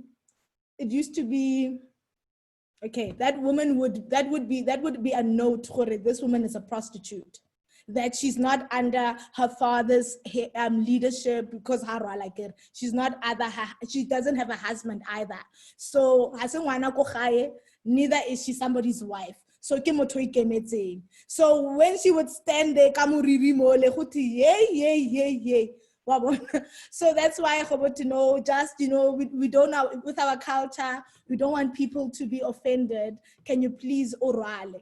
And you must understand that the early church had different, it wasn't just Jewish now. Remember, even the people who came to Christianity from paganism and stuff, whereas in your Hellenistic world view, head covering wasn't a big deal. But when you come to a Jewish context, then they're like, okay, just rala, because it might just give our men the wrong impression. But then imagine they're saying arale so that she can stand in front of the church. And then there are men who say, Paul says women can't stand in front of the church and preach using Paul. Yet that verse, yeah, women cannot speak in front of men. They must ask their husbands first. It was another church, and they had a certain problem in a certain church. And it wasn't a universal rule for every other church. But in this context, their problem wasn't the fact that they don't have a problem with the fact that the women are speaking. They're just saying, hey, how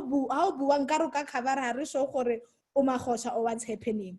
And it was in those times. In 2020, when Tati is walking around with the afro, it doesn't mean kimahosha. So we cannot force every single analogy of a certain church that Paul is addressing. Is writing a letter to a certain church, and then now put it to all our contexts. So that's what we're saying. When you read the Bible, look at a specific context. And so don't force it on, don't make, not everything is supposed to be a universal rule. All right, I'm done. So Tando, over to you. Don't forget book title. Sure. That is so interesting that we weren't taught that. We didn't know that. I just wanted to give an example with the culture thing Tapo was speaking about. So I had an opportunity to go to church in West Africa, and we all know, we've been to the local churches, and you can't go there with your off-shoulder dress, not covered shoulders, you know. I went there. Oh, another thing you can't do is you can't move around. You can't worship God like an African in South Africa. You know, you need to be modest, like the Western people do it, and stand up straight, and, you know, like the English. So I went to West Africa. I got there, divine service, ladies bareback with their African prints and everything, literally whole back out, off shoulder, whole back out. So now I'm like, you think we are deep inside Africa, you know, in the West Upper. You think that, you know, they'd be more modest, like the way we define modesty here in South Africa. but you go up there and they are off shoulder, bare backs, you know? So I'm just like, the dress code thing is cultural to some extent, you know. Just wanted to give an example for Tsepo's point. And during divine service, divine service, I get the most holy hour of the of the day. Drum, running around dancing in church, literally, and no one had a problem with it. So yeah, I just wanted to give that example with just to speak more to Tsepo's point. So the name of the book is Nice Girls Don't Get the Corner Office, and the title is the author, sorry, is Louis P. Frankel. Nice Girls Don't Get the Corner Office. Another book I'd recommend, Tepi actually recommended this to me, is by Sherelle, the COO of Facebook. Yeah, it's titled Lean In. And I feel like it inculcates this whole discussion that we are not the enemy, even though sometimes we feel like we are our own enemy, you know? So, yeah.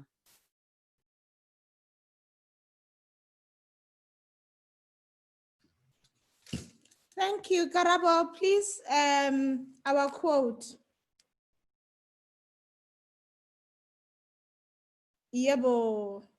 Many stories matter. Stories have been used to diagnose and to malign, but stories can also be used to empower and to humanize. Stories can break the dignity of a people, but stories can also repair that broken dignity.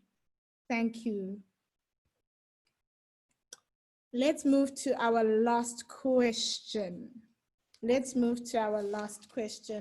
I see on Facebook there is Senze Sihle,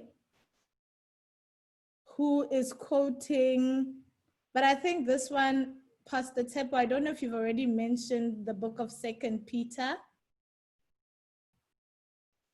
2 Peter chapter 2 verse 9. You look at it, Muruti, and then we will talk about it.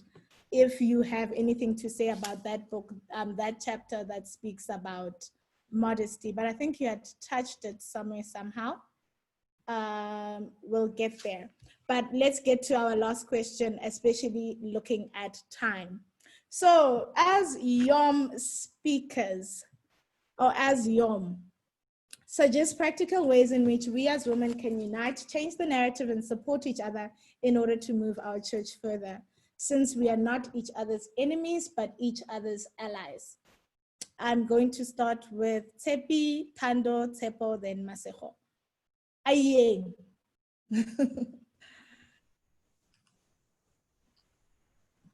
Oh, it's waiting to be unmuted. I think we need to undo the lies that we've been told as females. I think subconsciously we believe that we're not enough. We believe that we're not capable. And so I think the first thing we need to do is to undo that messaging. The first thing we need to do is, I have a ritual.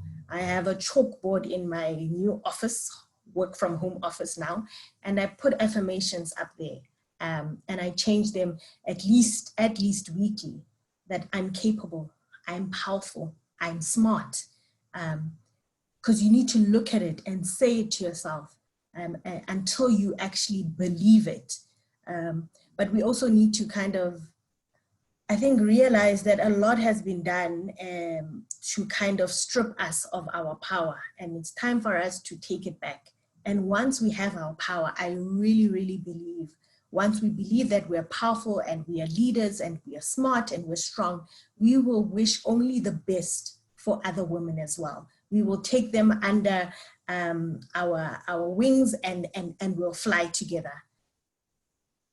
Women systematically underestimate their abilities. This has been proven in research.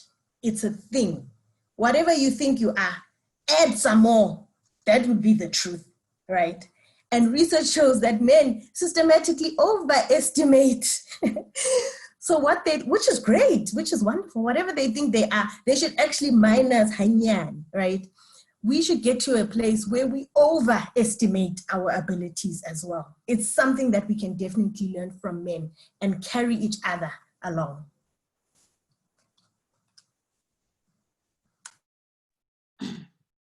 Sure, yeah, that's so true.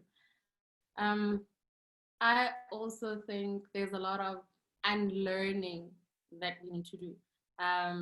So we were taught lessons. So the lessons that stay in our subconscious and we grow up with, lessons that we were taught at the pulpit, like we've reiterated the whole afternoon. And I feel that we need to be taught differently the lessons that were taught falsely. So the verses that were incorrectly, like Tati just did when she just explained what that verse meant, I feel that our teachers, our pastors need to go back to the pulpit and, you know, give back to the woman the pride that you have just usurped from them, you know? And I feel a lot of that has to be put in place. A lot of workshops have to be put in place for that. And we need to get our male pastors as well to be the ones that are preaching the correction now. That probably they preached it and they didn't know, you know, but reteach the correct lessons to empower women as well. And I also, another thing I think we need to do going forward is lateral support. As women, we need to be friends, you know. I recently lost my best friend Samantha, and just the friendship we shared was so beautiful. It was so genuine, you know, and you knew you could rely on her. You knew you could rely on her for honesty. You knew you could rely on her for truth. I think that it shouldn't be a relationship that you have to build over years. I feel the lateral support that we have for each other as women should be such a support system where I know if I call Tepi, she will tell me the truth.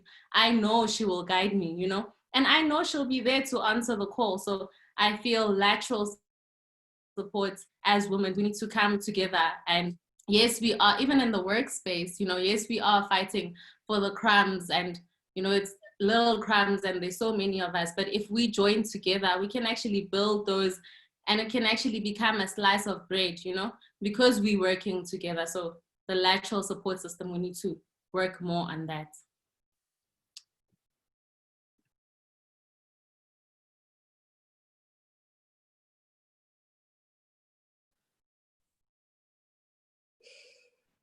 Okay. With me, working in the church space, I think as women, I think I share the same sentiments with both the ladies to say there's a lot of things we need to unlearn, and not only unlearn about our differences between male and female, and, you know, not everything is about the other gender, but there are a lot of things we need to unlearn as females, that you can actually listen to another woman, you can actually support another woman without feeling a need of competing with her, or coming up with this thing that's in their mind to say, oh, she thinks she's better than us because she's the one always being used to preach, she's the one always being used to do Sabbath school. But also find your place, you know, like Dati has also mentioned, and everyone else, to say we are fighting over crumbs and there's so much to be done, you know. The only place for us to speak cannot be Sabbath school and pulpit. There are other things you can do within your church, so that as a collective, as females, we make a difference in our local churches. And I think I still need to answer the question that we got from Facebook. I think she's speaking about 1 Peter chapter 3, verses 3-4, that says, I just want to read it quickly, your beauty should not come from outward adornment, such as elaborate hairstyles and the wearing of gold jewelry or fine clothes. Rather, it should be that of your inner self, the unfading beauty of a gentle, quiet spirit, which is of great worth in God's sight. I think this, you will understand it better remember when David was being chosen as the anointed king. God said to Saul, do not look at this person's outward appearance, but you should be looking for someone that God has appointed. So this, in a way, is saying to us, it doesn't matter what a person looks like outward. What is important is the inside. And many people have interpreted the scripture to say, neglect the outward so that the inside shines. And that is not what it's actually saying. And also bearing in context at the time that most of the time women had to be extra. So if I'm a female, I had to be extra. I had to seriously slay. I had to be bonang mateba because I rely on a man for my food, for my livelihood. I had to get married in order for me to survive, or I'll be stuck in my father's home. I had no education. I had nothing. I had no right to education. I had no right to read the scripture. I had no right to enter the church. Instead, I will worship God in the outer courts. So how I adorn myself in that world was very important. So much so that women only put the importance of that and neglected the heart. So for them, it was like, look beautiful, because in any way, the guy is not going to jola with me. The guy is just going to come to my house and choose the prettiest. So for them, that was very important. I must be a bonang for my survival in a very patriarchal society then. I hope that answers.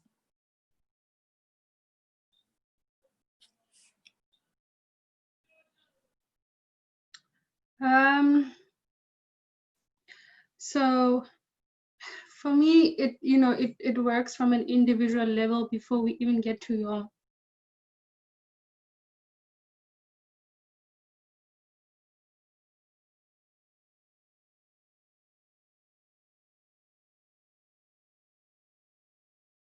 Okay, it seems like Masaho's network is Jamile.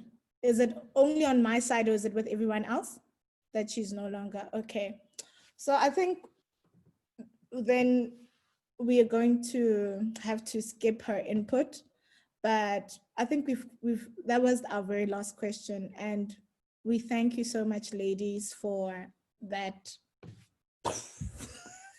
that very informative, uncomfortable conversation, you know? And sometimes we need to have these uncomfortable conversations. If we're going to talk about things that everybody that are obvious, then why talk? But because they're uncomfortable means that there's something that needs to be resolved with them. So I thank you for being willing to put yourself out there and say uncomfortable stuff, but in order to get to a resolution or to impact on a certain change in order to improve women's experience in society and in the church. And we thank you so much. We say, may God bless each and every one of you. We also thank the ladies who have joined us on Zoom, and we also thank those who have joined us on Facebook Live. For those who are asking questions right now, maybe we would engage you on the side as we've reached the end of our presentation. And our last quote, oh wait, Masejo is back. I think everybody's wondering, what did Masejo want to say? So after Masejo says her recommendations to us, we will ponder upon our last quotes.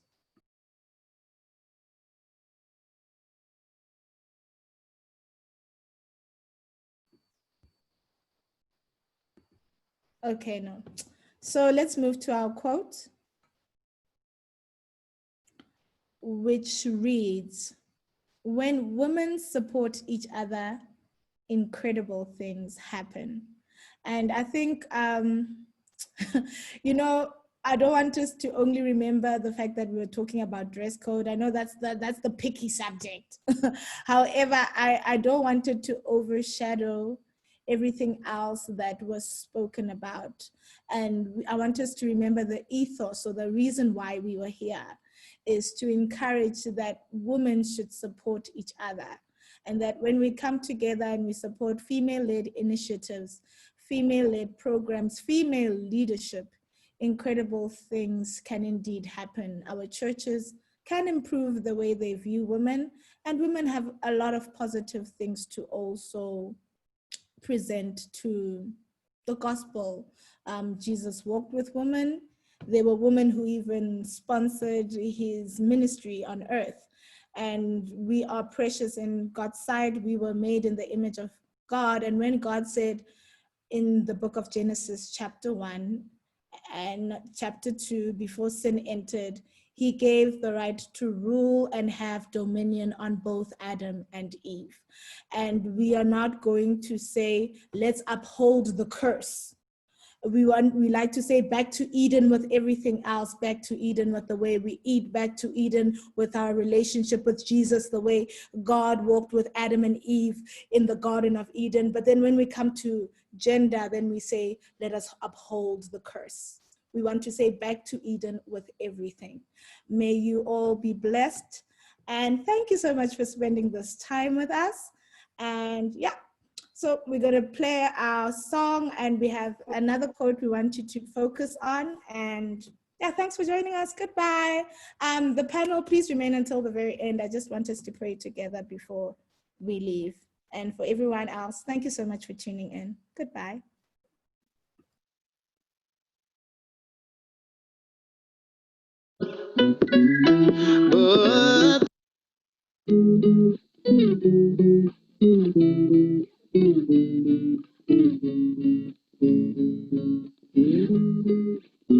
What's going on, my boy?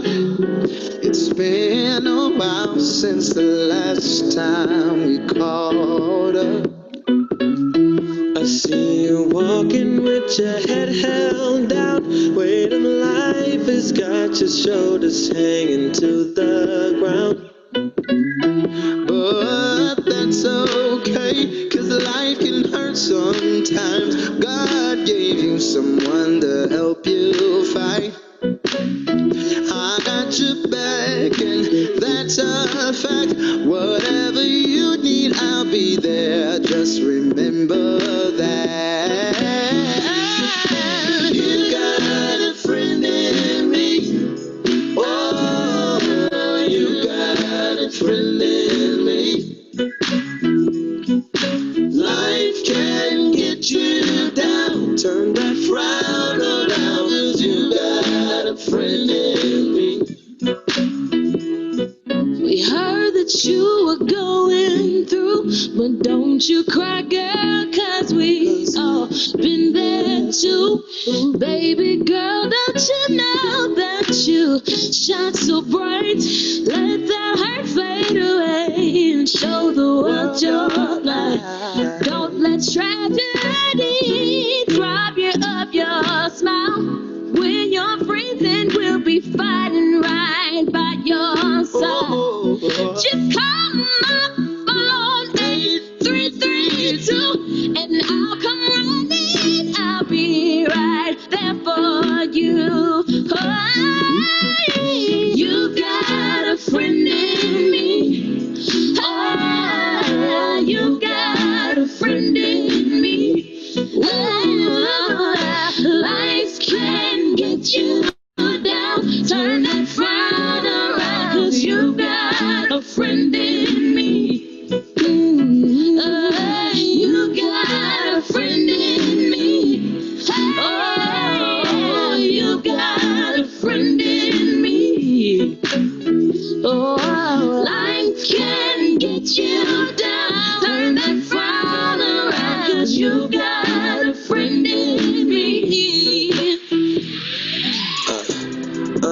I can be the one you seek in your time of need. Trust, no lies, no pretending, no fakes. Empty promises and no cliches. But I'm here for you day by day. If the situation changed, I would not stay. Right until the wheels fall off, no matter what it costs. Understand that you got a friend in me.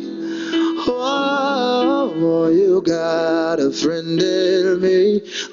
Oh, life can get you down. Turn it frown around, 'cause you got a friend in me. Oh, you got a friend in me. Oh, you got a friend in me. Oh, I know that I can get you down. Turn it frown around, 'cause you got